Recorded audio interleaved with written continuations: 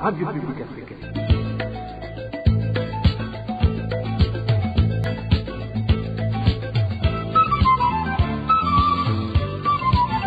Radio Publique Africaine.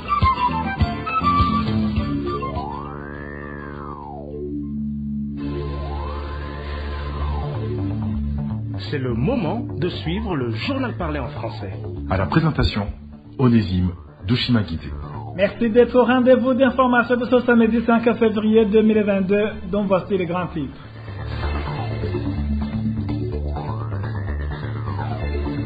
Célébration ce samedi du 31e anniversaire de la Charte de l'Unité nationale. Au cours d'une messe de circonstance, l'archevêque de Gitega, Monseigneur Simon Hamana, a indiqué que l'unité nationale a toujours été un slogan sans être traduit en acte depuis la proclamation de la journée lui dédiée, et de préciser qu'elle n'est possible que si elle est fondée sur l'amour, la vérité et la justice. Au sommaire également, l'organisation des États généraux de l'éducation se trouve parmi les grandes réalisations du ministère de l'Éducation nationale. Entre-temps, la coalition des syndicats des enseignants déplore son exclusion dans la préparation en cours de ces États généraux de l'éducation. Le ministère du Commerce, du Transport et de l'Industrie vient de décider l'annulation immédiate de la hausse des prix de transport. Ce ministère indique que la commission qui a décidé cette hausse n'avait pas cette prérogative.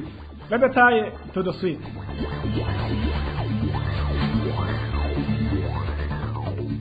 Débutons cette édition sur cette brève de sécurité. Les mains ligotées vers derrière. Un corps sans vie a été découvert ce samedi entre les communes de Mumba et Ngozi. Les administratifs à la base indiquent que la victime a été tuée par étranglement et tous les biens qu'elle possédait ont été volés. Elle n'avait non plus aucune pièce d'identité.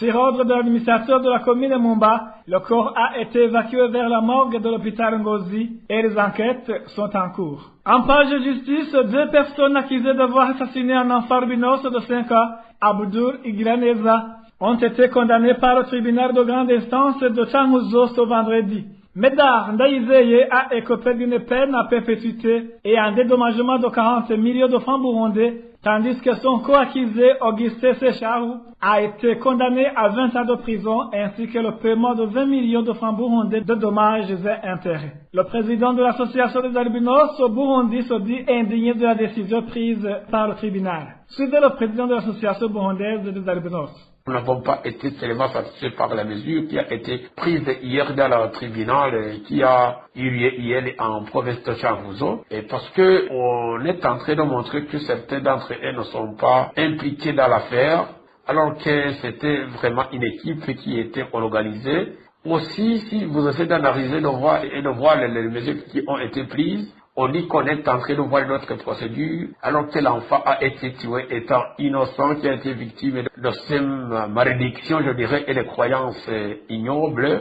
C'est-à-dire que nous devons créer un haut effort pour plaider aux hautes autorités du pays, comme le président de la République du Burundi, et pour que nous puissions quand même trouver une certaine assistance juridique qui pourront quand même apaiser les esprits à la fois des parents. En page politique, la dégradation de l'unité entre les Burundais a entraîné le pays dans différents malheurs et difficultés. Propos du vice-président de la République à l'occasion de la célébration ce samedi de la fête de la Charte de l'Unité nationale. Prosper Bazombanza était en province de Gitega. Les cérémonies n'ont pourtant pas connu la participation massive de la population comme d'habitude.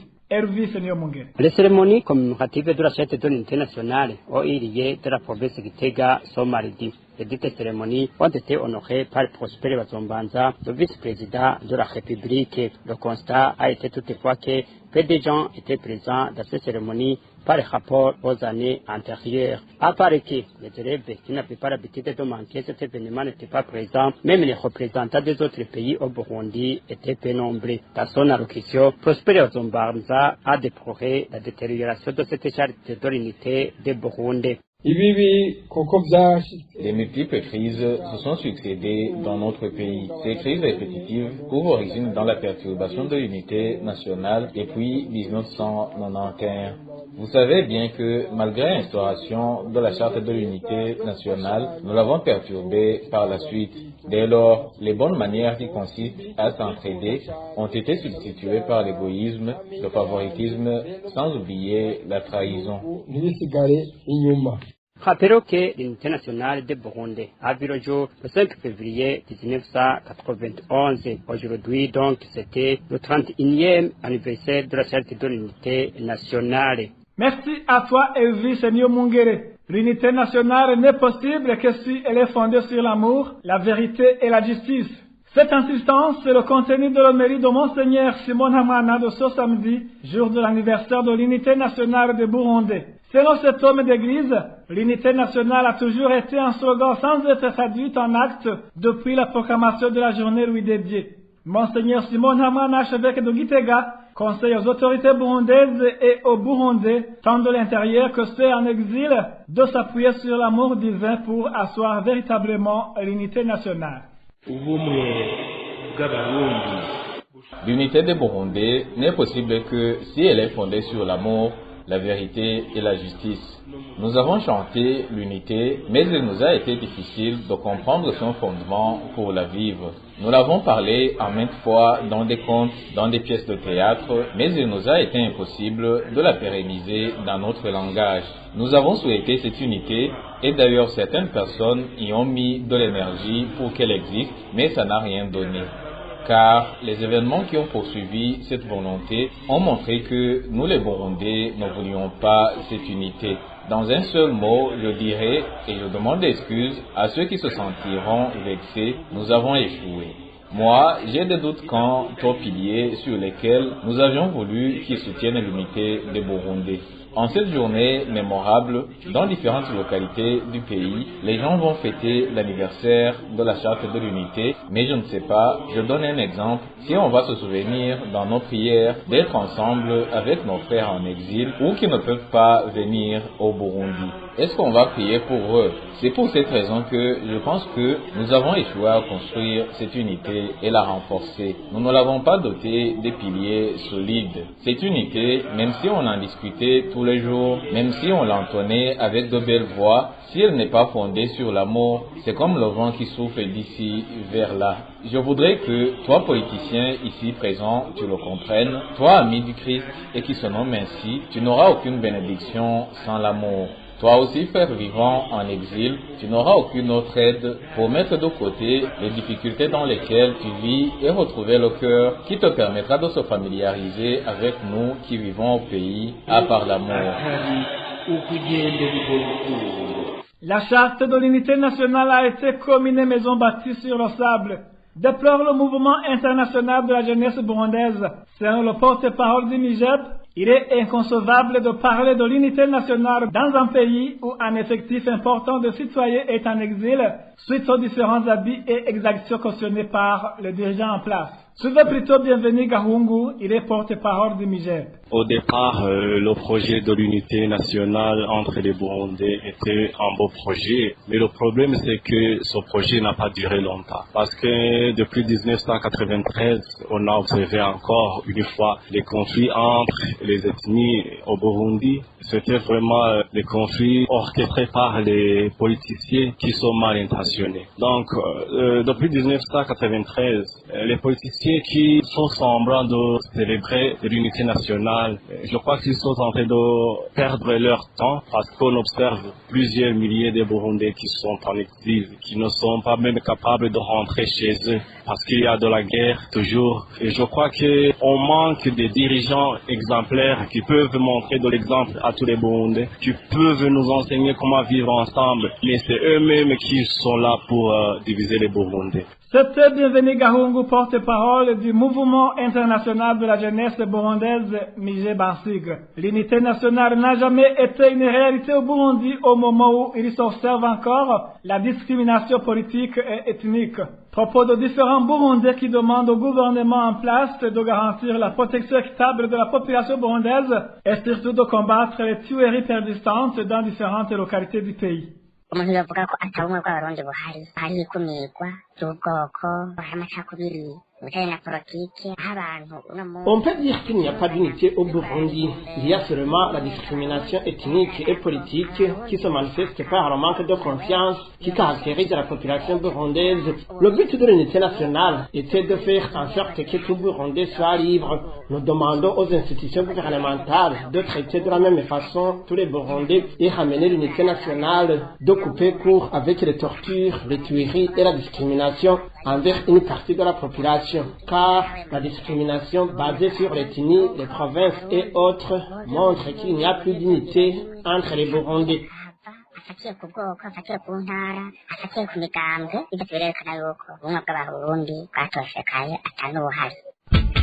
La charte de l'unité était justement bien faite parce qu'elle venait initier le pays. Mais juste après la charte de l'unité, il y a eu le conflit ethnique qui a éclaté depuis 1993.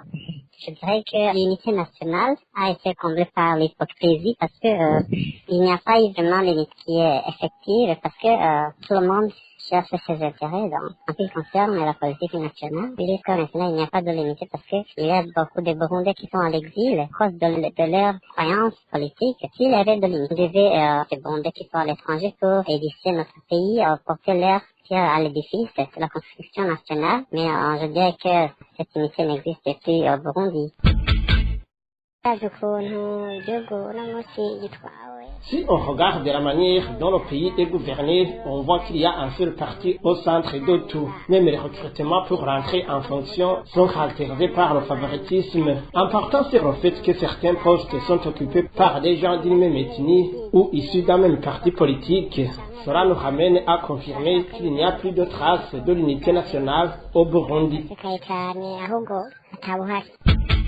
Le constat est qu'il n'y a pas de charte nationale. Ce n'est que le népotisme qui règne dans ce pays. Le népotisme est basé surtout sur l'appartenance politique. On le voit, on le constate partout. C'est pas celui qui est capable, qui mérite telle ou telle autre chose, mais ce qui compte, c'est le militantisme politique. Il suffit d'avoir bien milité dans le parti et surtout au parti au pouvoir, au sein de l'FTD. Lui qui prend presque toutes les choses en main, alors ce parti-là ne sait aucun cas de mettre à l'application limitée entre les Barundi. Ce parti-là ne fait que diviser les Barundi. L'unité qu'on parle aujourd'hui après 31, c'est l'unité entre les militants ou les partisans du parti au pouvoir. Sinon, mais si tu n'es pas membre du parti actuellement, on essaie d'orchestrer des montages de toutes sortes. On essaie de mentir que celui qui n'est pas dans la mouvance politique a fait ceci ou a fait cela, alors que c'est faux. Et ce montage-là, ça vise toujours ceux du parti à l'opposition. Si nous analysons l'état d'avancement de l'unité nationale de son commencement jusqu'à aujourd'hui, nous voyons réellement qu'elle n'a jamais avancé son pas. Pourquoi? Parce que les gens n'ont pas ce d'amour qui devait caractériser cette unité nationale. Les gens avaient l'esprit que tout irait bien, que ce soit dans tous les domaines du pays, ce qui a été difficile à y arriver. L'exemple typique, l'enfant a coup d'aile dans tous les domaines du pays, que ce soit au domaine juridique, domaine politique, domaine économique, domaine de l'emploi. Rien ne se fait pratiquement. Tout se caractérise par la jalousie, l'intolérance politique, la tuerie, l'injustice sociale, l'égoïsme, sans oublier l'amour exagéré de la richesse qui caractérise de nos dirigeants. La torture, la corruption, qui sont devenues intenses sur le territoire de notre pays. Aujourd'hui, nous sommes dans la misère inexplicable. On se demande alors où réside cette unité nationale que nos dirigeants chantent du matin au soir. C'est totalement grave. En page éducation, l'Organisation des États généraux de l'éducation se trouve parmi les grandes réalisations du ministère de l'Éducation. C'est du moins ce qu'a laissé entendre le ministre de l'Éducation ce vendredi lors de la présentation des réalisations de son ministère pour ce dernier semestre. François Habyarimana a également annoncé un recyclage de 30 000 enseignants de la 6e année pendant les vacances de Pâques cette année scolaire en cours.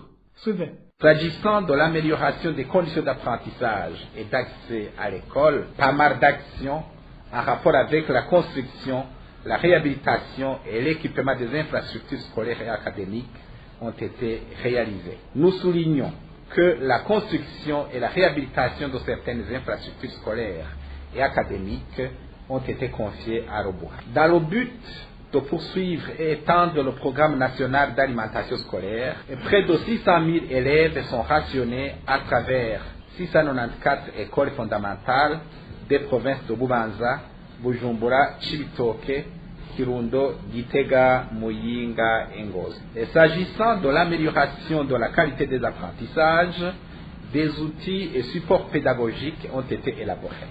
En particulier, un guide de l'enseignant et le manuel de l'apprenant pour la première année du poste fondamental de la section géologie et mines ont été élaborés. Au cours du trimestre écoulé, nous avons également préparé le recyclage de 30 000 enseignants des 3 premiers cycles du fondamental, c'est-à-dire de la première à la 6e année du fondamental. À ce sujet, des réunions avec tous les partenaires impliqués ont été organisées et le recyclage proprement dit est prévu pour le mois d'avril pendant les vacances de Pâques. Au niveau de l'enseignement supérieur, des filières de formation ont été adaptées et de nouvelles ont été créées pour répondre aux besoins du marché du travail. Ce recyclage sera fait en mathématiques et en français selon le ministre de l'Éducation. Entre-temps, la coalition des syndicats des enseignants déplore son exclusion dans les préparatifs en cours de ces états généraux de l'éducation. Dans une correspondance adressée au ministre de l'Éducation ce vendredi, cette coalition demande la participation de toutes les parties prenantes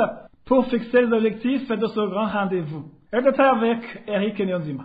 Dans une correspondance adressée au ministère chargé de l'éducation et de la recherche scientifique par la coalition des enseignants Kosetsona ce vendredi, cette coalition dit être inquiète du manque d'informations sur la tenue des états généraux qui est en train d'être préparée. Cette coalition des syndicats des enseignants dans cette correspondance rappelle le ministre que depuis un certain temps, les syndicats des enseignants ont été toujours associés dans des activités qui impliquent l'intervention des enseignants et que la participation effective des syndicats a été couronnée de succès et les enseignants se réjouissaient à travers leur participation. Ce qui étonne plus selon cette coalition est que le ministère est en train de préparer cette activité de grande envergure sans la participation des représentants de ceux qui vont mettre en application les clauses de cette activité. Autre chose est la coalition Kosetsona dit ne pas comprendre les mobiles de cette exclusion et cette volonté de vouloir rompre le partenariat qui avait permis de créer un climat de travail assaini en milieu de travail. La coalition des enseignants Kosetsona conclut sa correspondance en demandant au ministre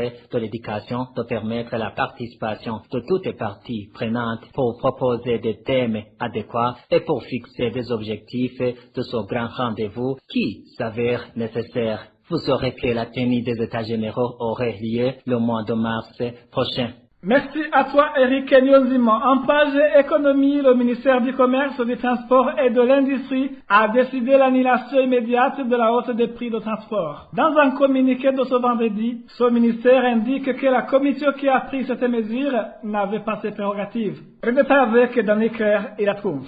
Le ministère du Commerce, du Transport et de l'Industrie indique être surpris de constater la circulation sur les réseaux sociaux d'une décision de la hausse des prix de transport public. Dans un communiqué de ce vendredi signé par la ministre Marie-Chantal Nidjimbélé, l'on dit que la commission qui a pris cette mesure a été irrégulièrement convoquée et qu'elle n'en avait pas les prérogatives. Dans ce communiqué, le ministère du Commerce, du Transport et de l'Industrie fait savoir que la décision de la hausse des prix de transport est pleine de nombreuses irrégularités, notamment l'absence de concertation des autres intervenants dans ce secteur et autorités hiérarchiques, dont les membres de ce département et ceux surtout ayant en charge la régulation des prix. Selon toujours le communiqué de ce ministère, cette hausse n'a pas pris en compte tous les paramètres qui entrent en jeu comme l'état actuel des infrastructures routières dans tout le pays. Suite à ces irrégularités, le ministère du Commerce, du Transport et de l'Industrie a annulé la décision de la hausse des prix de transport et son ministère recommande à la dite commission de reformuler les propositions en tenant compte des critères comme la hausse du carburant, la distance et l'état réel des infrastructures routières de chaque localité.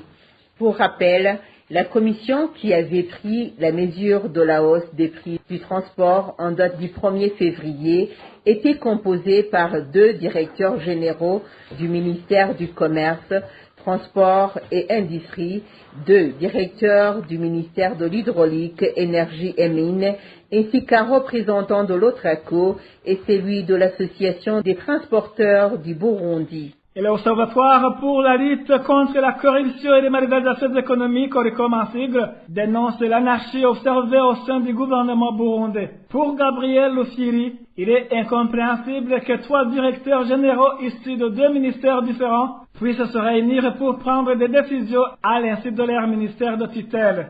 Je vous propose de suivre à ce propos Gabriel Rufyiri, président de ORICOM. L'ORICOM l'a bien dit, c'est toute la première fois que le gouvernement du Burundi revoit à la hausse un terremontable. Vraiment incompréhensible dans un pays où que vous connaissez, la grande majorité de la population est pauvre. Plus de 70% de la population burundaise vivent en dessous du seuil de pauvreté. C'est la raison pour laquelle fixer des prix comme ça, on devait quand même analyser cet aspect, ce qui n'a pas été le cas malheureusement. Donc aussi, le gouvernement a voulu trouver une solution superficielle sur des problèmes profonds. Pour nous, l'ORICOM a proposé 3 à 4 solutions. D'abord, il faut multiplier les sources de devises qui manquent cruellement actuellement, c'est-à-dire l'écriture industrielle, en l'occurrence le café, le coton, le thé, mais aussi les ressources minières, mais aussi faire la politique au niveau de la coopération pour que les partenaires techniques et financiers puissent encore venir au Burundi, mais aussi le tourisme, la diaspora. Toutes ces sources de financement, il faut les exploiter parce que c'est l'un des moyens pour avoir des devises. Deuxième source, c'est la constitution du stock stratégique d'au moins entre 3 mois et 6 mois qui pourrait, il y a des pénuries qui sont devenues presque chroniques, mais aussi l'ORICOM a suggéré à ce que le monopole soit cassé. Nous voyons que ce secteur pétrolier, c'est une société interpétrole, c'est accaparé de tous les marchés, tant publics que privés, raison pour laquelle nous avons toujours ce même problème, jusqu'à même avoir des entrepôts publics, pas vraiment normal. En 4e lieu, il faut que l'environnement des affaires soit sain. Maintenant, c'est malsain. 5e et en fait, il faut diminuer les taxes. Et donc, attendons voir et on espère peut-être que les choses pourront avancer normalement. C'était Gabriel Rufyiri, président de ORICOM. Après cette petite transition, c'est le mini-magazine au cœur de la société. Le mini-magazine au cœur de la société d'aujourd'hui se focalise sur les propos d'Évariste Ndayishimiye, selon lesquels le gouvernement burundais ne perdra plus aucun procès contre les citoyens puisqu'il est juge et parti. Émile Nibasumba. Au cœur de la société. Au cœur de la société est une émission de tous les samedis, préparée en synergie par les radios Inzamba, Agatekakawe, Radio RPA, Ijuya Wanyagihugu, ainsi que la radio-télévision Renaissance. Il avait tenu des propos pareils vers la fin de l'année 2021. Il a récemment repris les mêmes propos. Selon Évariste Ndayishimiye, personne ne peut gagner un procès contre le gouvernement parce que le gouvernement est en fait juge et parti. Comment les juristes interprètent-ils les propos du président de la République? Quelles sont les conséquences de tels propos? Voilà les questions auxquelles nous allons tenter de trouver des réponses au cours du mini-magazine au cœur de la société de ce 5 février 2022. À la présentation, c'est Émile Nibasumba. L'invincibilité de l'État devant la justice burundaise a été évoquée par Évariste Ndayishimiye lors de sa rencontre avec les jeunes entrepreneurs à Bujumbura le samedi dernier. La rencontre a été tenue alors que les syndicats des enseignants étaient en pourparlers avec leur ministère de tutelle qui voulait organiser des tests d'évaluation de niveau, des tests que les enseignants qualifient de dénigrement. Le président de la République mettait alors en garde ses enseignants qui menaçaient de faire grève. Nous avons des jeunes qui, aujourd'hui, n'ont pas de travail. Nous allons les former nous-mêmes et très vite, et ils vont te remplacer. Et toi, tu vas prendre leur place. Et tu prétends que tu vas porter plainte contre l'État? Qui t'a dit que l'État peut trahir? Tu vas aller en justice et l'État sera en même temps juge et partie. Est-ce qu'il peut se condamner lui-même? Le président Évariste Ndayishimiye avait tenu des propos similaires dans la conférence publique du 29 décembre dernier. Là, il mettait en garde les sociétés qui n'ont pas construit convenablement les barrages hydroélectriques de Kajeke et Manda. Au micro de nos confrères de la radio Inzamba et de la télévision Renaissance, le juriste Gustave Nyonzima nous donne son interprétation du message du président de la République. C'est une déclaration indigne, inappropriée et époustouflante. Mais également, cette déclaration manque de véracité juridique et de pertinence politique, étant donné qu'on voit qu'il y a une immixtion du pouvoir exécutif dans le pouvoir judiciaire. Conformément à l'article 93 de la Constitution, le président de la République est le patron du pouvoir exécutif. S'immiscer donc dans des affaires judiciaires en déclarant que l'État ne peut pas avoir une idée faite par rapport à un individu justiciable qui a intenté une action en justice contre le dit État, nous montre sans embâche qu'il y a une immixtion du pouvoir exécutif dans le pouvoir judiciaire, et ça nous montre aussi que le pouvoir judiciaire est réputé à la sorte du pouvoir exécutif et n'a pas du tout son indépendance. Aussi, cette indépendance est paralysée par le président de la République lui-même. En vertu de l'article 214, alinéa 2, c'est le juge qui peut trancher un litige conformément à la Constitution et à la loi, parce que le juge n'est tenu qu'à la Constitution et à la loi. Aussi, en vertu de l'article 214 alinéa 2, le pouvoir judiciaire est indépendant du pouvoir exécutif et du pouvoir législatif.